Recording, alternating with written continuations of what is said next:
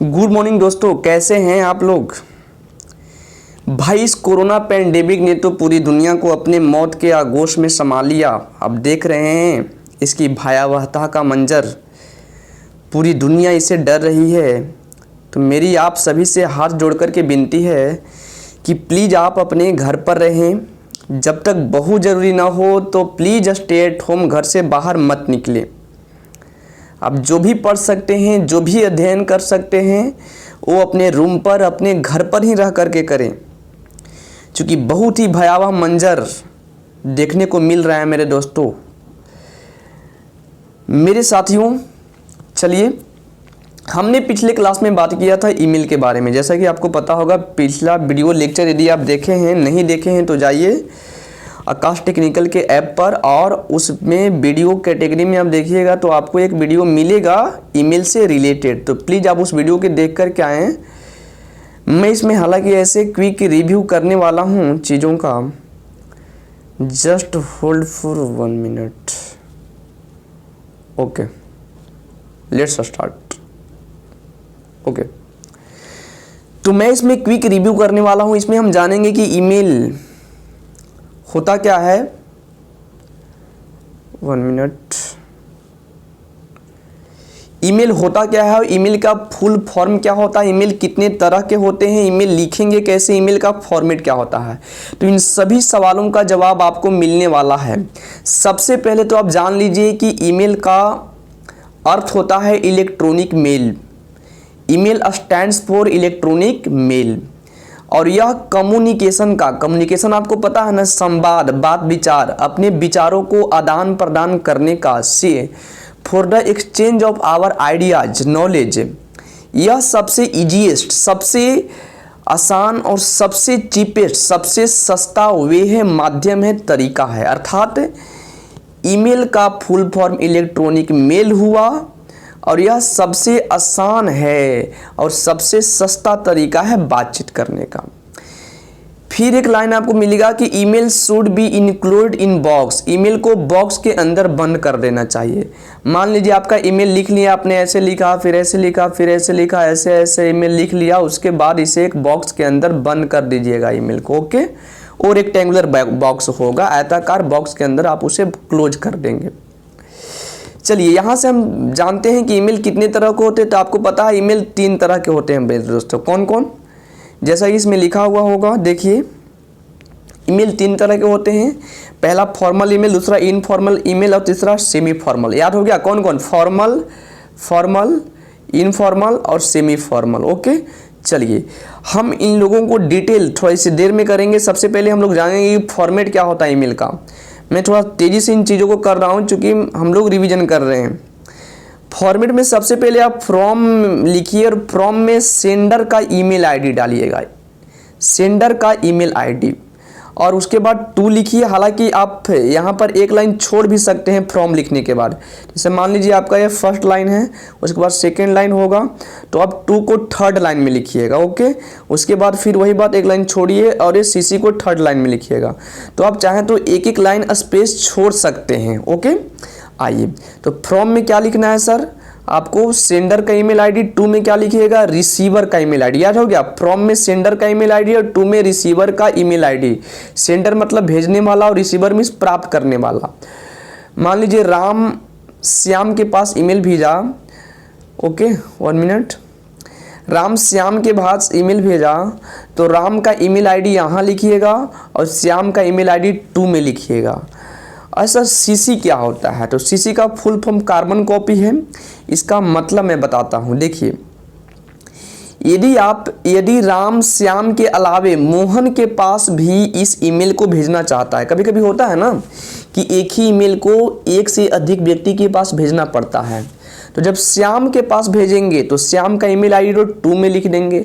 लेकिन यदि मोहन के पास भी भेजना हो तो मोहन का ईमेल आईडी हम या तो सीसी में लिखेंगे या बीसीसी में लिखेंगे। सर सीसी में लिखेंगे तो क्या फर्क पड़ेगा और बीसीसी में लिखेंगे तो क्या फर्क पड़ेगा? Carbon copy and black carbon copy. Okay, देखिए, हाँ, क्या कौन कौन था भाई?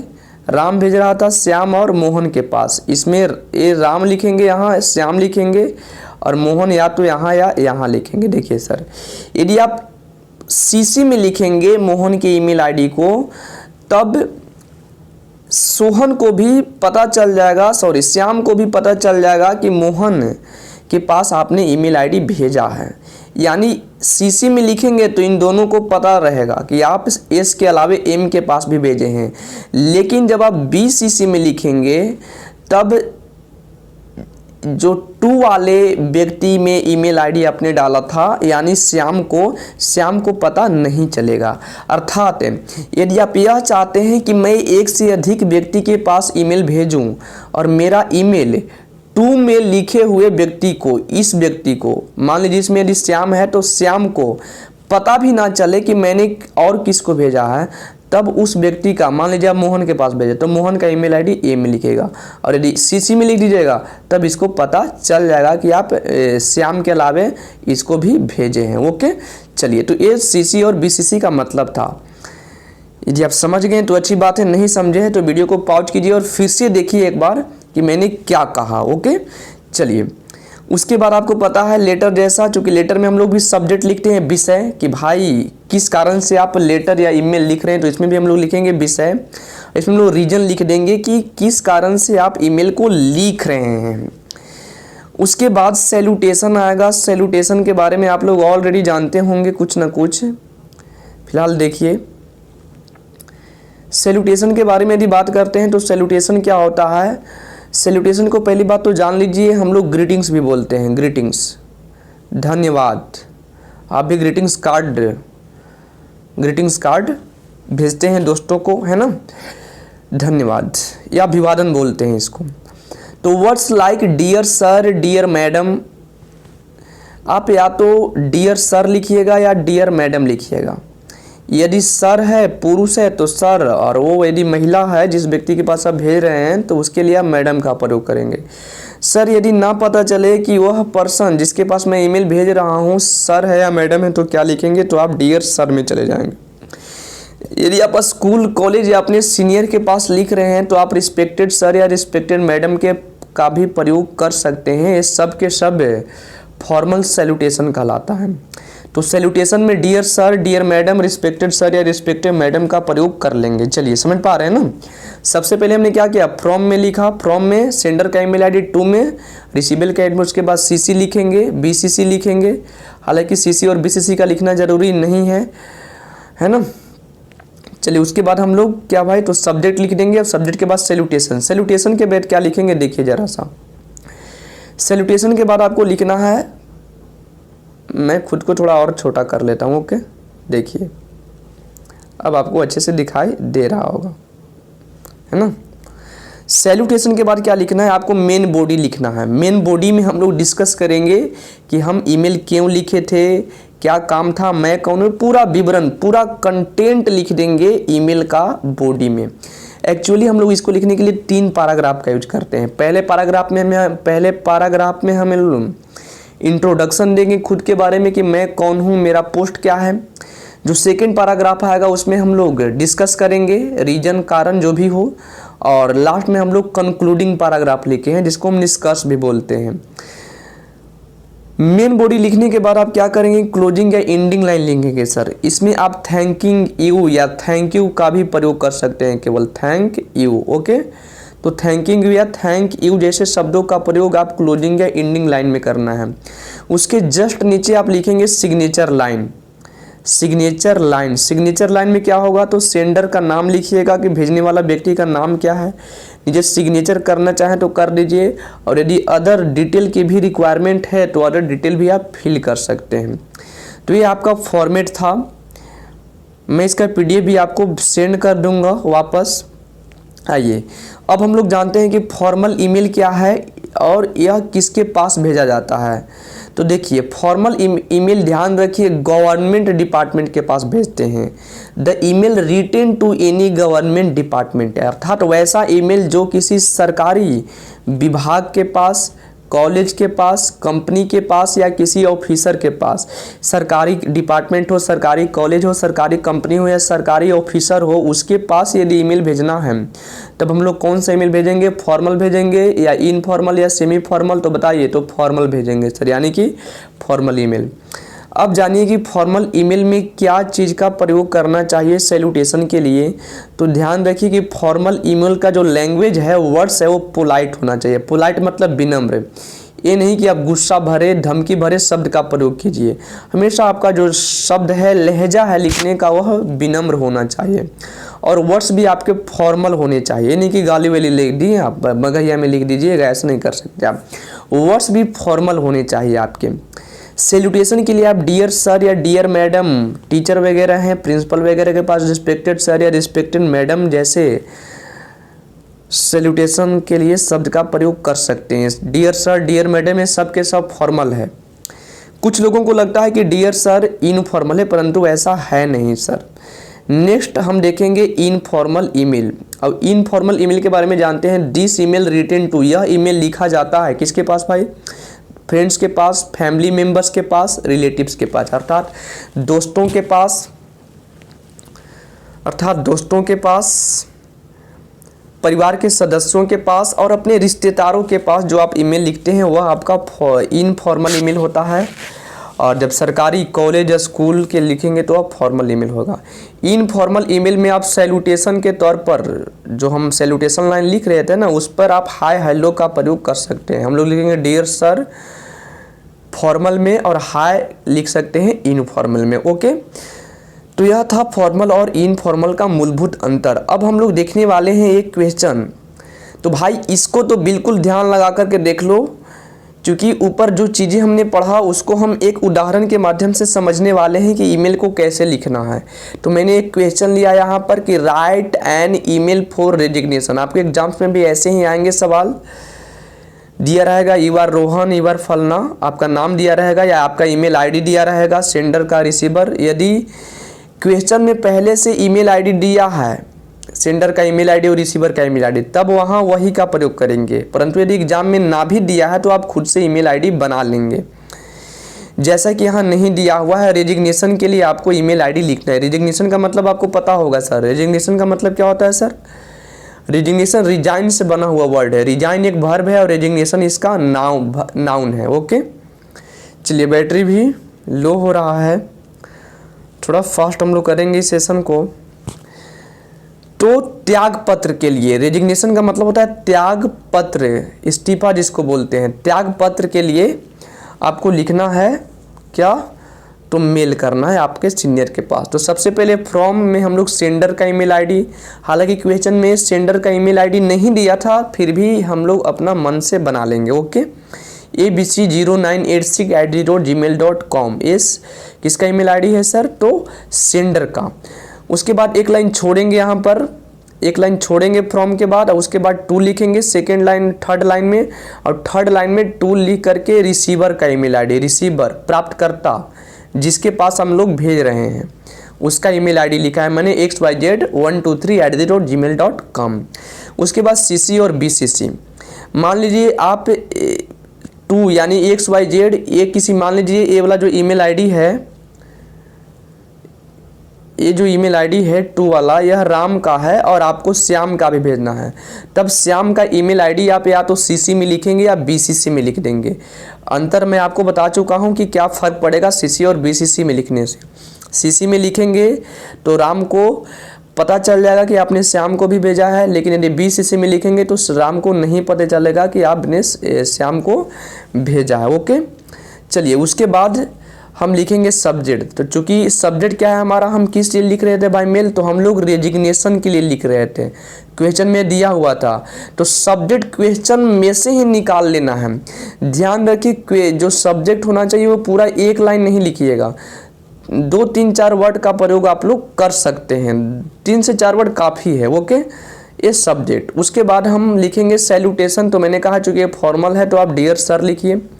दोस्तों यहाँ जो ये स्पेस है, यह स्पेस नहीं देना है, आप यहाँ से शुरू करेंगे, है ना। इसमें टाइपिंग में स्प्रिंट हो गया है, कोई स्पेस नहीं देंगे, एकदम एस के नीचे से शुरू करेंगे।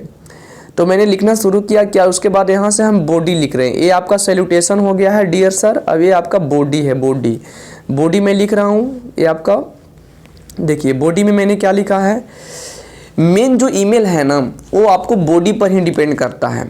अब बॉडी अब आपको तभी बेहतर से लिखने आएगा जब आपको ट्रांसलेशन बेहतर से करने आएगा, ओके, लैंग्वेज बनाने आएगा, ठीक है।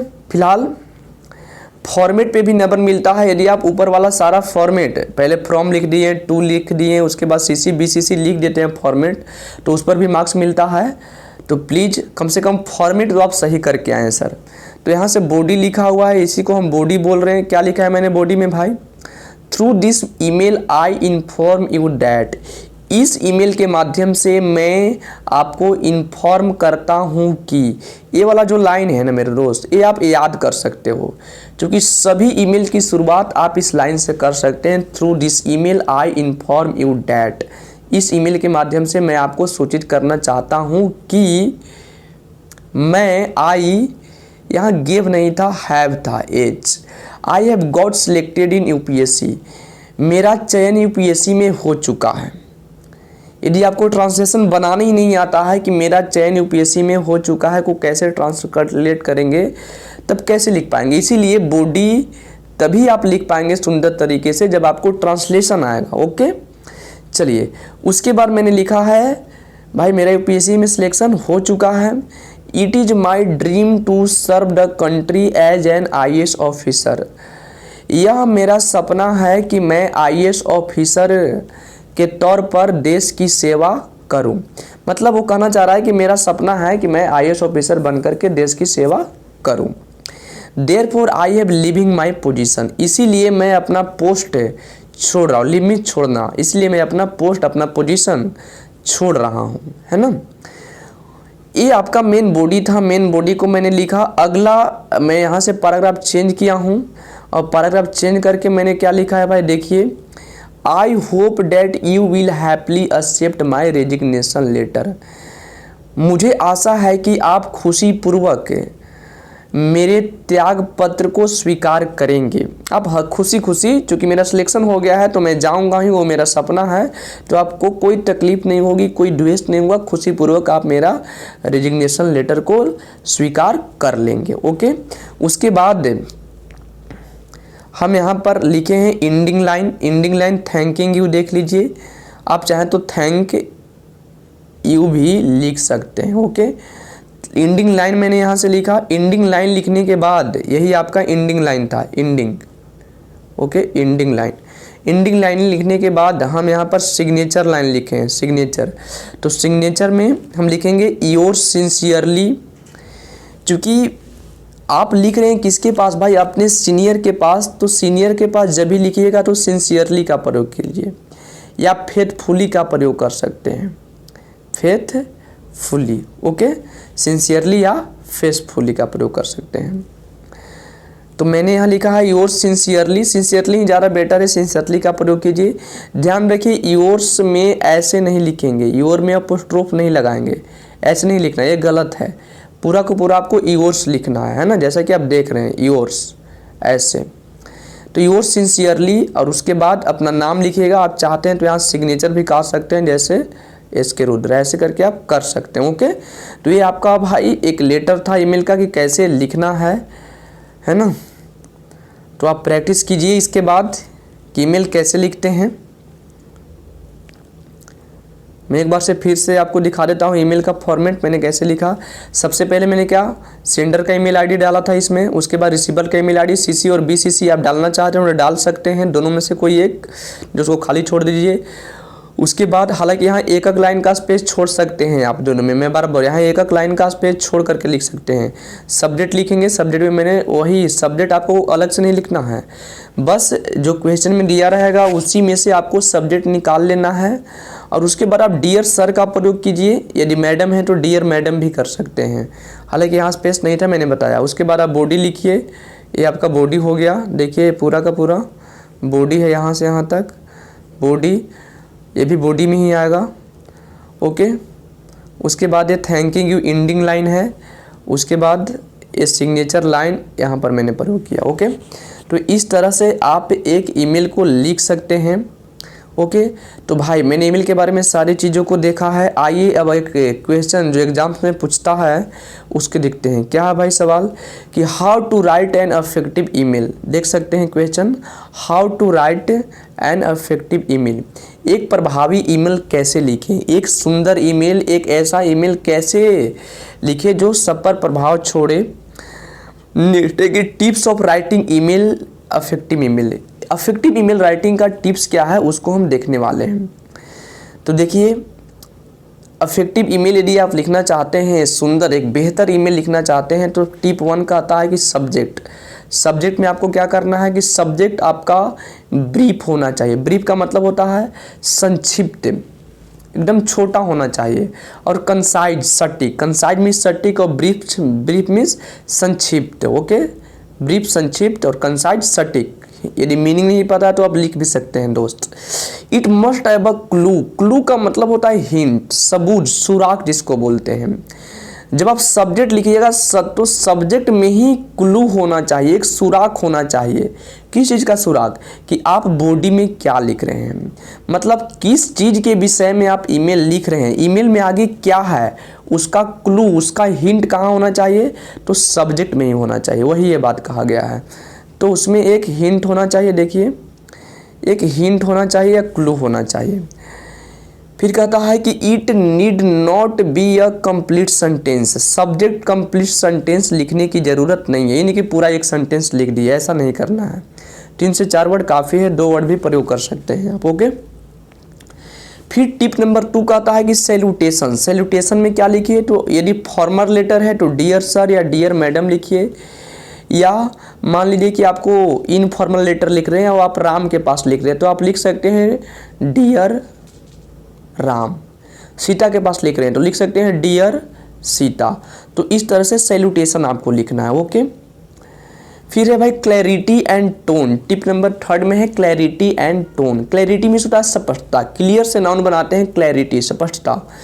तो the body should be clear and polite in tone. जब आप बॉडी लिखेंगे तो वो जब स्पष्ट होना चाहिए, आप क्या कहना चाहते हैं उसका अर्थ क्लियर होना चाहिए। और आपका टोन, बोलने का लहजा, यानी कि गुस्सा में बोल दे, बिल्कुल शांत और जो सलील शब्दों का प्रयोग आपको करना चाहिए मेरे दोस्तों, जो देखने में विनम्र लगे, सुनने में पढ़ने में विनम्र लगे, रिक्वेस्टिंग लगे। ओके, टिप 4 कहता है कि don't over communicate by email. यानी ईमेल से आपको ज़्यादा ओवर कम्युनिकेट नहीं करना। ये नहीं कि पूरा बताने लगे मैं ये करूँगा, मैं वो करूँगा, मैं यहाँ जा रहा हूँ, वहाँ जा रहा हूँ। जितना ज़रूरत है उतना ही लिखिए। ये नहीं कि इनफॉर्मल, जैसे आप दोस्त से बात करते हैं फ़ोन पर, जो मन सो बात करते हैं, तो ऐसा नहीं करना है आपको। टिप 5 क्या कहता है, देखिए कि opening line should be opened in greetings. जो ओपनिंग लाइन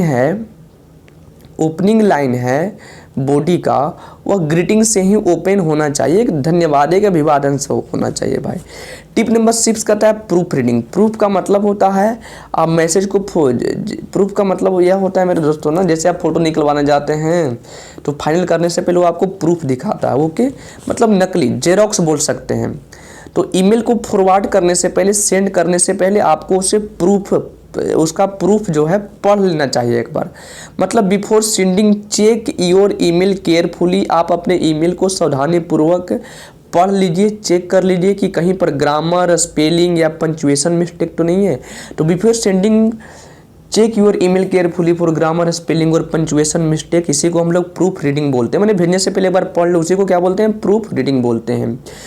तो आशा है कि आपको समझ में आया होगा ईमेल क्या है, ईमेल कितने तरह के होते हैं, ईमेल का फॉर्मेट क्या है। मैंने एक ईमेल का क्वेश्चन भी आपको बताया और एक अफेक्टिव ईमेल कैसे लिख सकते हैं, इस चीज़ को भी हमने डिस्कस किया। तो चलिए आज के लिए इतना ही, मिलेंगे हम लोग अगले वीडियो में एक नए चैप्टर के साथ। हालांकि शायद हम अगले वीडियो में नोटिस जिक्र करेंगे कि नोटिस कैसे लिखेंगे।